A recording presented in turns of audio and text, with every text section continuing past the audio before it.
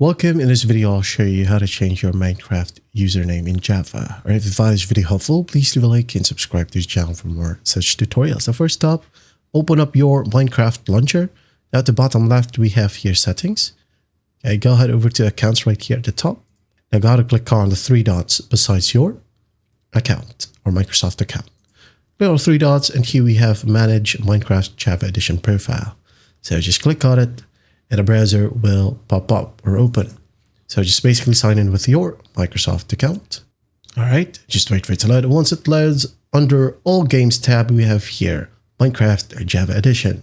So all you gotta do is just click on change your profile name.